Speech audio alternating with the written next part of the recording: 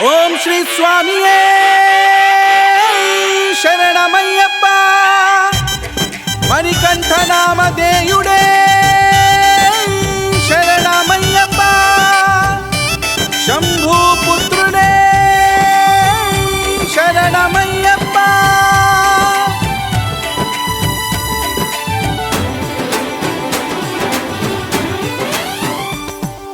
ఒకటవ మెట్టు శరణం పొన్నయ్యప్ప. 1983లో శంకుస్థాపన అయింది. ఎస్ఎల్ కనకరాజు గారు ద్వారా వారు దంపతులు కొన్ముడి గారు స్వామివారి శంకుస్థాపన కార్యక్రమం జరిగారు. 1983లో జరిగిందండి.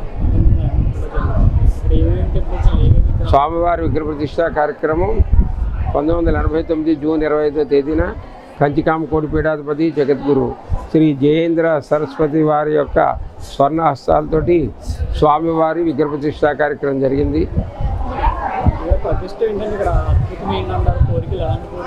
ఇక్కడ స్వామివారికి సంతానం లేని వారికి సంతానం నిమిత్తము భార్యాభర్తలు వచ్చి స్వామివారిని ప్రార్థించుకున్నట్టయితే వారికి సంతానం కలగడం, సంతానం కలిగిన తర్వాత వచ్చి తులాభారం వేస్తారు. అలాగా స్వామివారికి అయ్యప్ప స్వామివారికి బుధవారం చాలా ప్రీతి కాబట్టి ఎక్కువ తులాభారాలు బుధవారం నాడు జరుగుతాయి.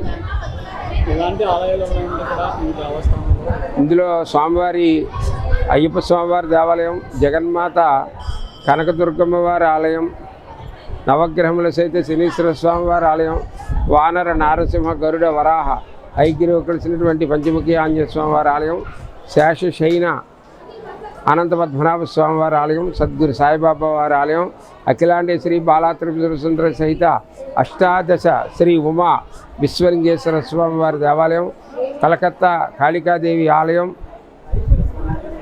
అంకాలమ్మ వారి దేవాలయం, నాగదేవి కరుమారమ్మ వారి దేవాలయం, లక్ష్మీ కుబేర దేవాలయం, ఆత్మలింగ దేవాలయం, పాతాళ భూగ్రహ ద్వాదశ జ్యోతిర్లింగ దివ్య దేవాలయం, శ్రీదేవి భూదేవి సమేత శ్రీ కళ్యాణ వెంకటేశ్వర స్వామివారి ఆలయం. ఈ ఆలయాలన్నీ కూడా ఇక్కడ వెలిసి ఉన్నాయండి.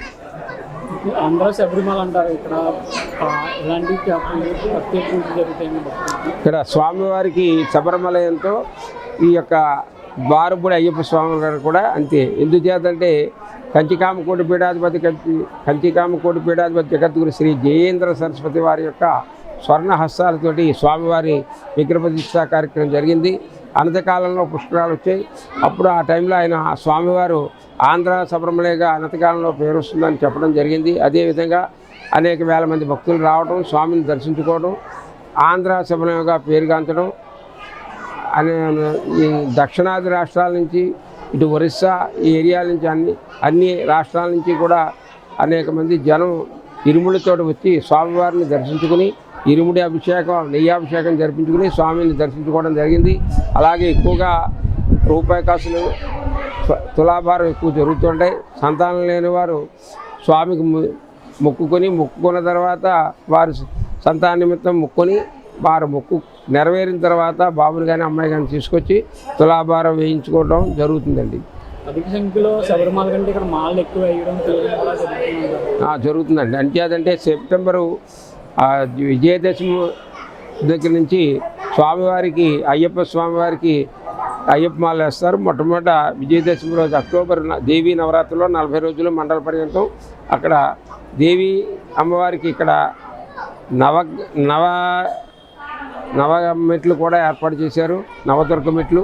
ఈ నవదుర్గ మెట్లకు ఇరుముడి వారు 40 రోజులు దీక్ష చేసి దీక్ష అయిన తర్వాత అమ్మవారి యొక్క ఇరుముడి కట్టుకొని ఆ నవదుర్గ మెట్ల ద్వారా వచ్చి జగన్మాత కనకదుర్గమ్మ వారిని ఇరుముడితో దర్శించుకుని స్వామిని ఇక్కడ మాల విసర్జన కార్యక్రమం కూడా చేస్తారు. ఆ తర్వాత అక్టోబర్ నెలలో ఈ యొక్క విజయదశమి అయిన తర్వాత అయ్యప్ప మాలలు ఆ విజయదశమి నుంచి ప్రారంభించి ఇక్కడ ఎక్కువ మంది మాలాధారణ చేయటం జరుగుతుందండి. తర్వాత స్వామివారికి కార్తీక మాసం నుండి ఇరుముళ్ళు విశేషంగా స్వామివారికి అర్పించడం జరుగుతుంది. ఇక్కడ ప్రతి వారికి కూడా ఎంతమంది వచ్చినా వారికి ఏ విధమైన లోటు లేకుండా అన్నపూర్ణ మహల్ భోజనశాల ఉంది. వచ్చిన భక్తులందరికీ కూడా ప్రతిరోజు కూడా ఉచితంగా భోజనం ఏర్పాటు చేయడం జరుగుతుంది. వారికి దూరం నుంచి వచ్చిన వారికి వారు నివసించడానికి రూములు కూడా ఏర్పాటు చేయడం జరిగింది. ఓం శ్రీ స్వామియే